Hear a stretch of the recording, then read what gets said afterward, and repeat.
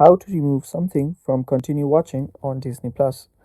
First things first, make sure you open a browser and go to the Disney Plus website. And after you are there, just log into your account. After you log in, you need to access your profile. Just go to the top right corner of your profile and then just tap on the page icon. After that, just click on my profile from the drop down menu, and this will take you to your profile management page. Now, after you're there, what you'll need to do is you'll need to navigate to continue watching. And after you're there, just select the list of movies that you have not started, but that you have started but have not completed. There, you'll need to find the movies or show to remove.